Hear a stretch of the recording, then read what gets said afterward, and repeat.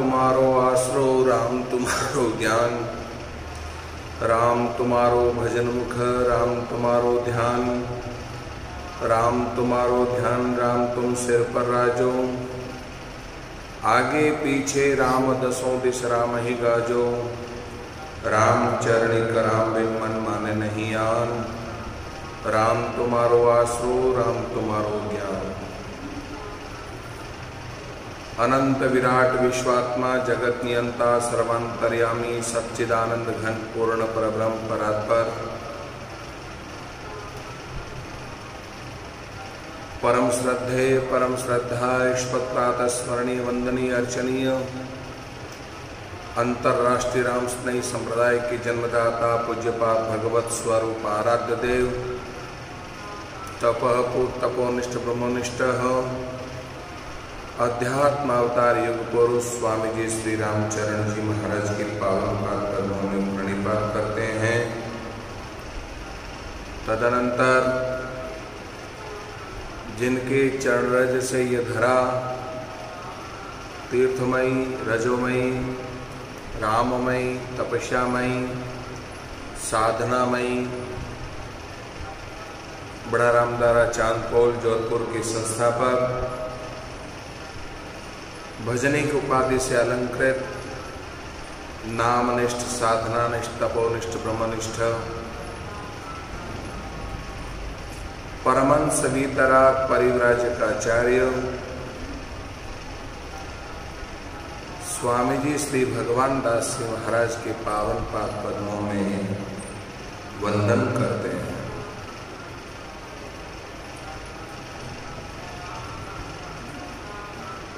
साधना स्वाध्याय चातुर्मास 2020 का पावन अवसर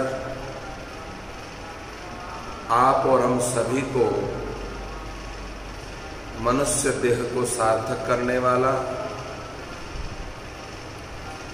नाम में रुचि बढ़ाने वाला, नाम में विश्वास करने वाला, जीवन को यथार्थ बनाने वाला यह परम साधन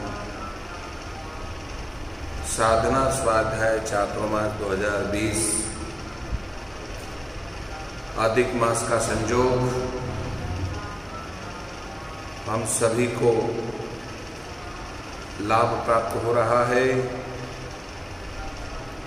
श्री महाराज के वांग्मय स्वरूप वाणी जी के कल्प वृक्षमय पाद पद्मों में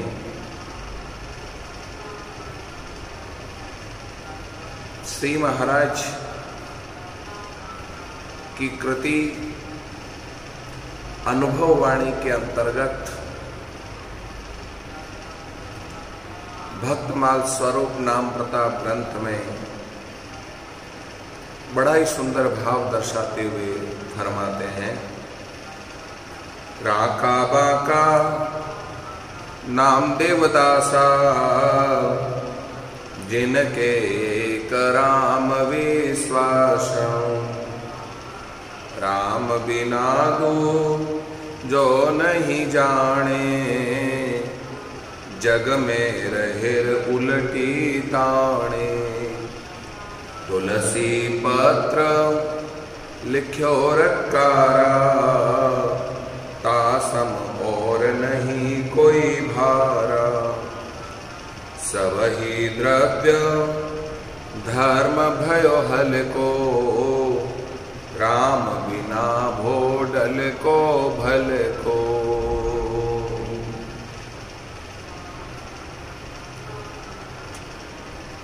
पिछले कुछ दिनों से नामदेव जी के चरित्र को आप और हम सभी श्रवण कर रहे हैं। नामदेव जी ने नाना के द्वारा ली हुई सेवा से छुरी दिखाकर भगवान को दूध पिलाया और भगवान ने भी प्रसाद रूप में नामदेव जी को दूध पिलाया। ऐसा प्रत्यक्ष वामदेव जी ने प्रमाण देखा, गदगद हो गए, हृदय से लगाया, परम धन्य माना। द्रिपसो मलेच्छ बोली कही मिले साहिब को दीजिए मिलाय करामात दिखाइए। होय करामात तो पे काहे को सकशब करे भरे दिन ए पे बाट संतन सो खाइए। ताही के प्रताप आप ईला जो बुलायो हमें दीजिए जीवाय गाय घर चली जाइए। दैले जीवाय गाय सहज सुभाए ही में अति सुख पाय पाए पर्यो मन भाइये।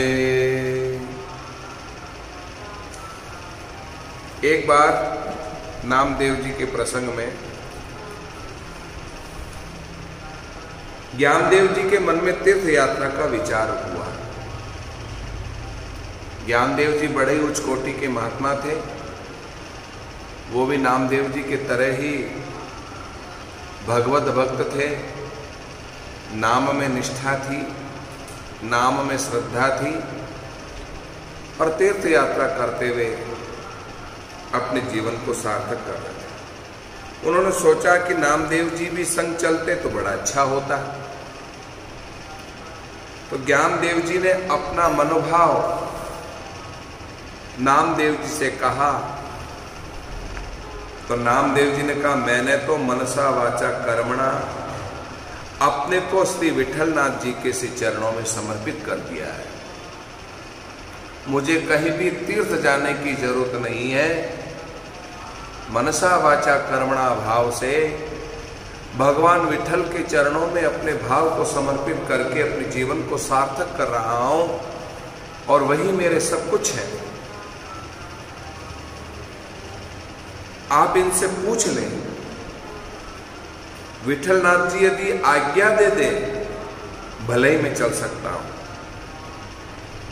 अन्यथा मुझे तो श्री विठल जी के चरण कमलों को छोड़कर कहीं जाने की इच्छा ही नहीं होती है। मेरे तो सर्व तीर्थ श्री विठल जी चरण ही है। सारे धाम, सारे तीर्थ, सारे देव, साक्षात भगवान, मेरे जो जीवन में सब कुछ है वो सिर्फ और सिर्फ श्री विठल जी के चरणारविंद है। ज्ञानदेव जी ने भगवान विठलनाथ जी से निवेदन किया। ज्ञानदेव जी भी जोरावर भक्त थे, अतः विठलनाथ जी इनकार तो नहीं कर सके, परंतु ज्ञानदेव जी से बोले नामा मुझको अत्यंत प्रिय है। मैं एक क्षण के लिए भी उसे पृथक नहीं करना चाहता।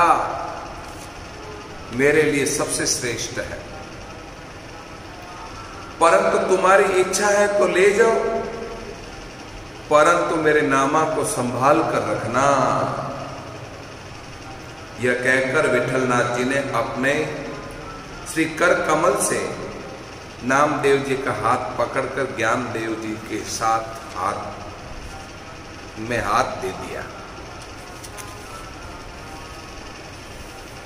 तीर्थ यात्रा करते हुए ज्ञानदेव जी और नामदेव जी आदि वैष्णव संत मंडली श्री धाम वृंदावन का दर्शन कर कुरुक्षेत्र को प्रस्तुत हुए। संतों की जमात जहां ही पहुंचती आनंद का समुद्र उमड़ पड़ता, क्योंकि संतों की जमात में भक्तों के प्रति भाव, भगवान के प्रति निष्ठा और सत्संग की वार्ता और अंतःकरण शुद्ध वृत्ति का भाव होता है। इसलिए संतों की जमात का यत्र तत्र कहीं दर्शन हो जाए तो विलक्षणता प्राप्त हो जाती है, अलौकिकता प्राप्त हो जाती है। मगवासियों को कीर्तन की ध्वनि, दर्शन, उपदेश, कथा, कीर्तन आदि से अलौकिक सुख देते हुए ये लोग दिल्ली पहुंचे। कीर्तन की ध्वनि से दिल्ली नगर गूंज गया। यत्र तत्र सर्वत्र इन संतों की चर्चा होने लगी। बात बढ़ते बढ़ते दिल्लीश्वर के दरबार में जा पहुंची। यवन बादशाह से यह प्रशंसा सही नहीं गई। यवन बादशाह थे, मुगलों का साम्राज्य था, ये हिंदू साधु संत जमात की कीर्तन ध्वनि हमें अच्छी नहीं है। फिर भी यवन बादशाह ने परीक्षा लेने की सोची, अतः नामदेव जी को दरबार में बुलवाया और नामदेव जी से अनेक प्रकार से परीक्षा के लिए बात कही। बादशाह को नामदेव जी के दैन्य पर विश्वास नहीं हुआ, क्योंकि उनसे बड़े बड़े अच्छे अच्छे सच्चे सच्चे लोगों ने नामदेव जी की प्रशंसा की थी। अतः वह चमत्कार दिखाने के लिए हट कर गया।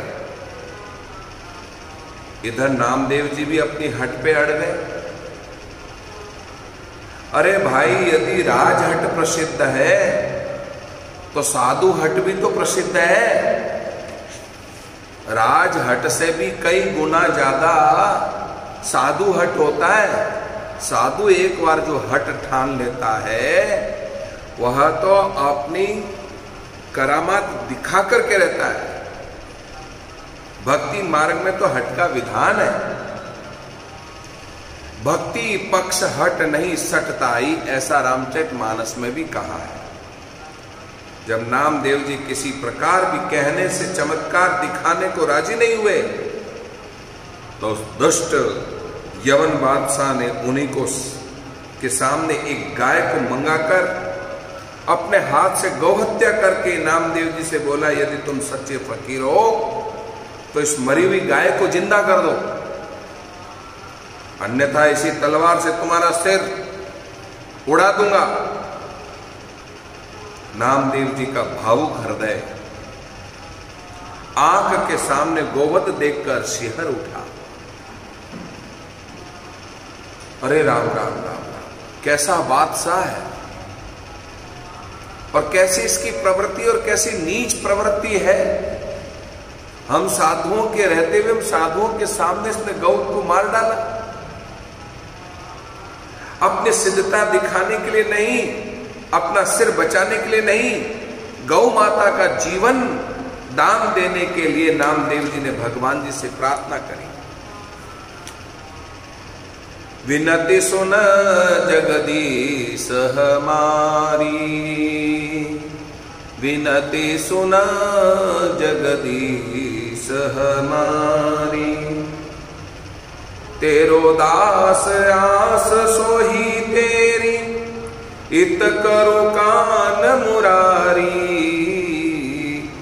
तेरो दास आस मोही तेरी, इत करो कान मुरारी, विनति सुन जगदीश हमारी, विनति सुन जगदीश हमारी।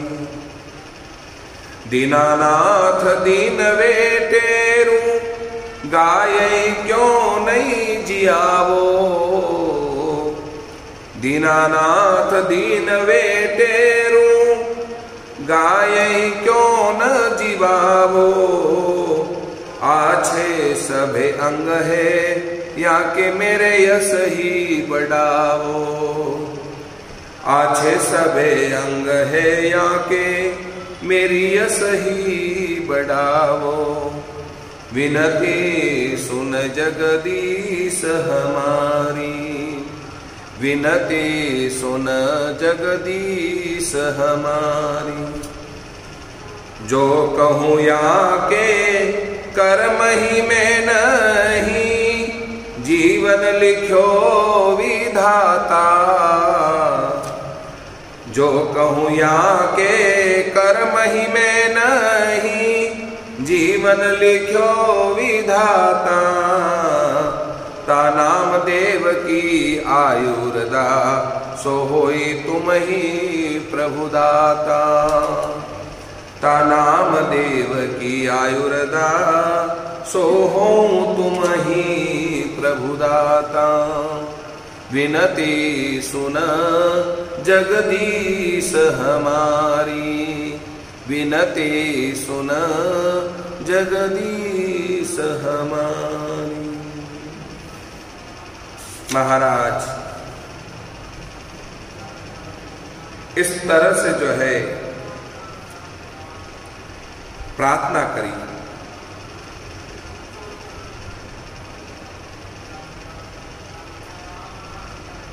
क्योंकि बादशाह ने तरह तरह से जो है कारागार में डालने की बात कही। तुम झूठे भगत बनकर लोगों को ठगते हो।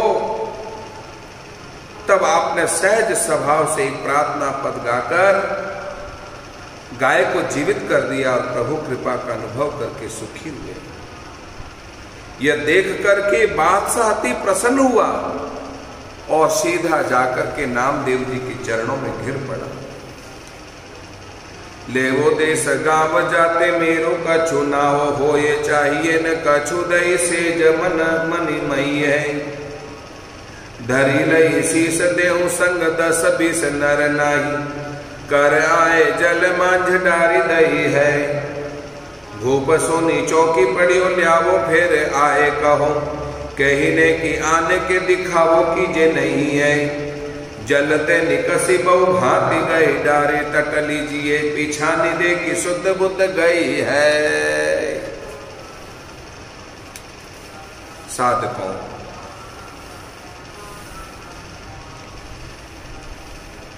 भगवान के भक्त एकमात्र प्रभु को छोड़कर कुछ नहीं चाहते। जो भगवान के भक्त है वो केवल और केवल प्रभु और प्रभु की कृपा चाहते हैं, इसके अलावा जीवन में कुछ चाहते ही नहीं। अर्थ न धर्म न काम रुचि गति न चाहूं निर्वाण। जन्म जन्म रति राम पद यह वरदान न आन।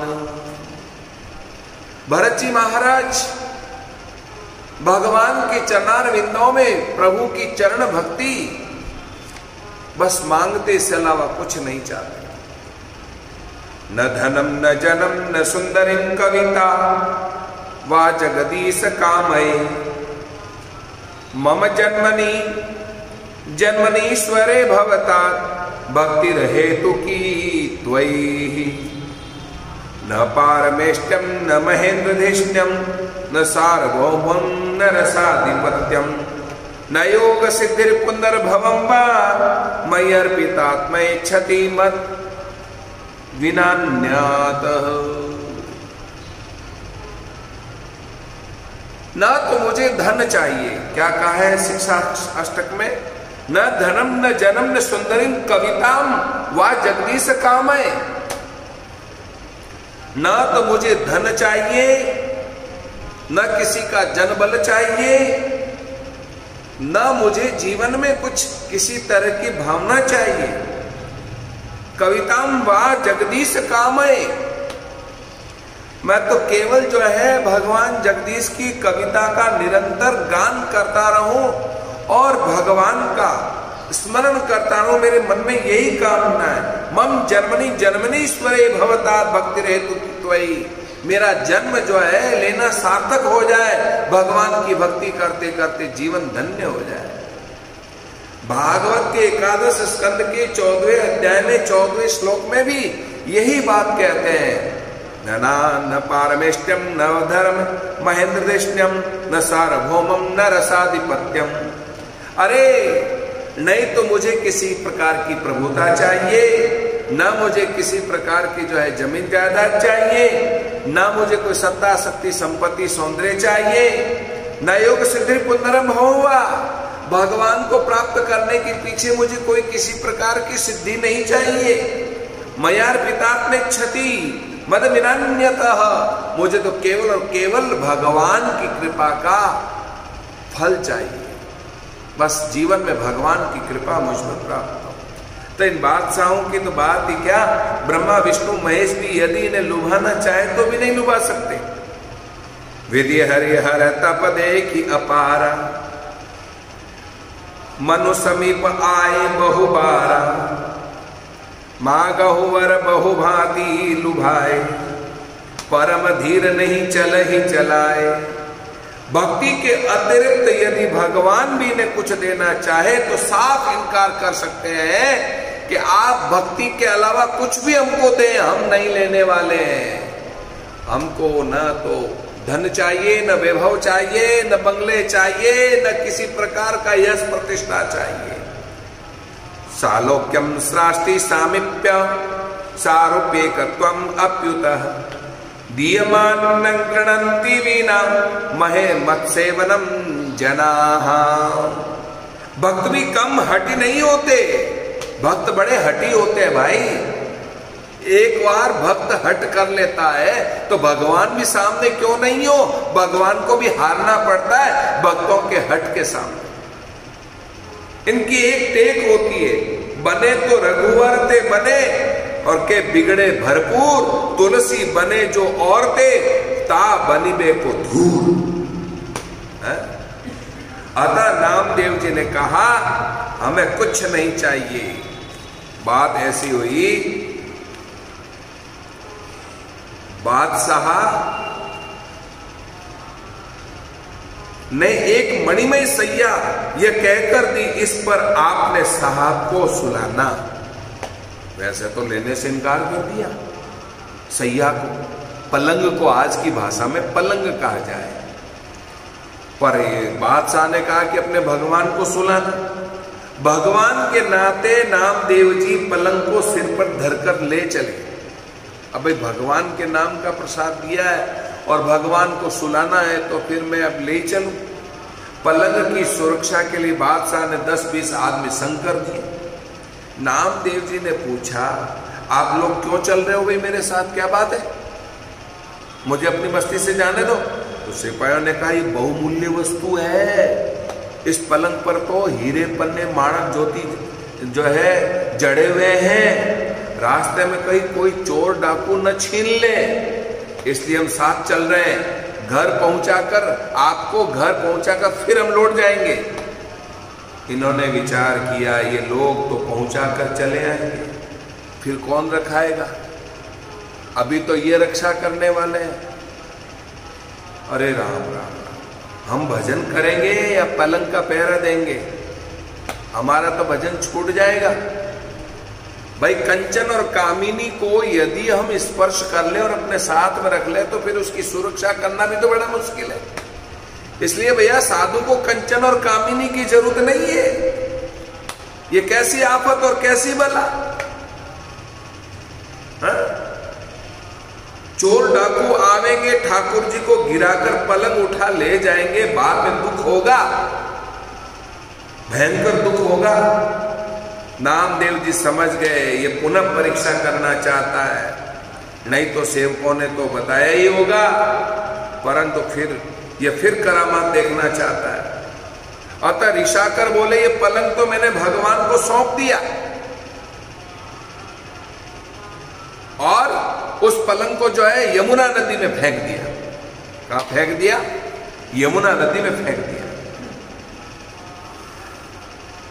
जैसे ही यमुना नदी में फेंक दिया, जलते निकसी बहु भांति गई ढारी तट लीजिए, पीछा नहीं देख शुद्ध शुद्ध गई है।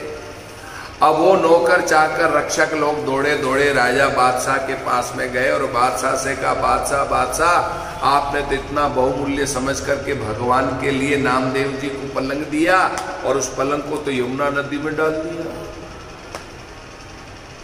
बादशाह को गुस्सा आया, बादशाह तुरंत आया, और बादशाह जब तुरंत आया शीघ्र बुला के लाओ। बादशाह ने जो है नौकरों से कहा, सिपाहियों से कि जाओ नामदेव को तुरंत बुला करके लाओ। नामदेव जी फिर आए, बोले कि अब क्यों बुलाया? तब बादशाह ने कहा जो पलंग मैंने आपको दिया जरा उसे यहां लाकर कारीगरों को दिखा दीजिए, उसी प्रकार का नया दूसरा बनवाना है। नामदेव जी बादशाह को लेकर नदी पर पहुंचे। आपकी अमानत सही जगह पर है, विश्वास नहीं हुआ, क्योंकि सुना था सिपाहियों से कि उन्होंने तो यमुना में फेंक दिया।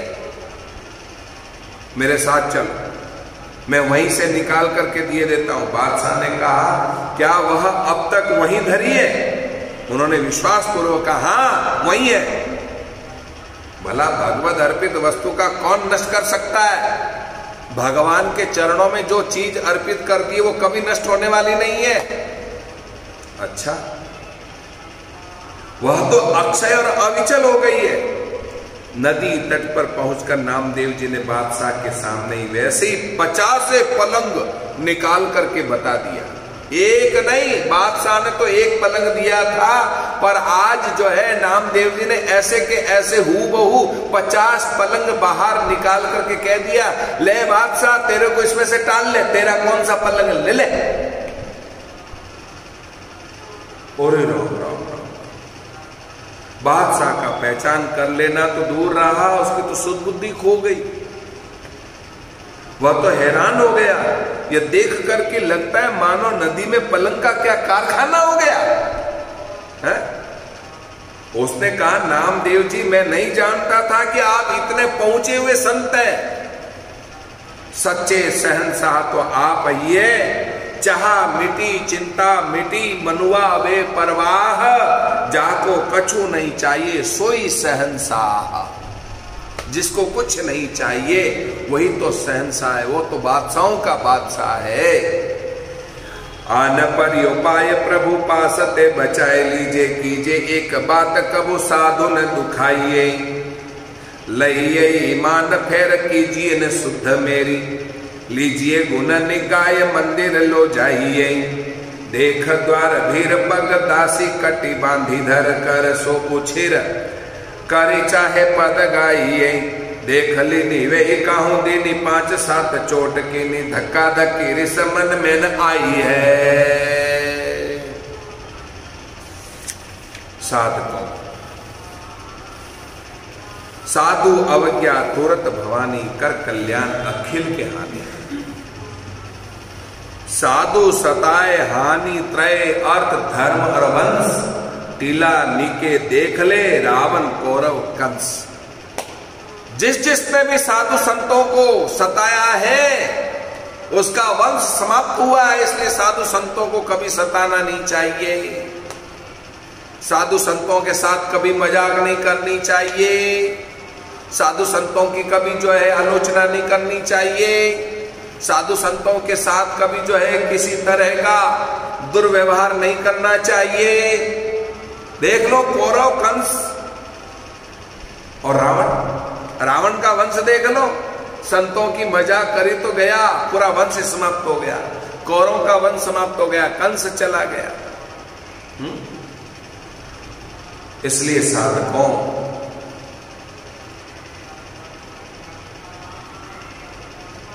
ऐसा पावन चरित्र यहां पर चल रहा है।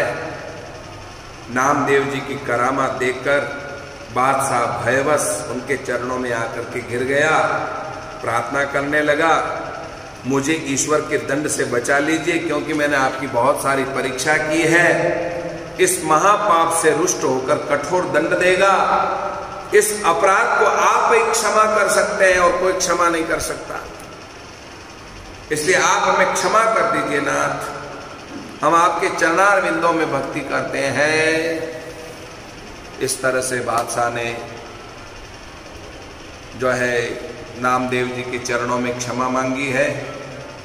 अब किस तरह से जो है आगे के दिव्य प्रसंग विठलनाथ जी का चमत्कार देखने को मिलेगा, क्योंकि भीड़ में धक्का धक्की खाते हुए किस तरह से जो है उन्हें नामदेव जी को बाहर करते हैं, और नामदेव जी किस तरह से, नामदेव जी की भक्ति इतनी प्रबल की मंदिर का मुंह ही मुड़ जाता है। अब कैसे मुड़ता है ये दिव्य प्रसंग हम आपको कल के दिन सुनाएंगे। आज इतना ही, क्योंकि भक्तों का चरित्र थोड़ा थोड़ा सुनो ताकि उसका अमल कर सको और जीवन में आत्मसात कर सको। अस्तु, आज सवेरे का अंजल जो है सवेरे किसका अंजल था आज?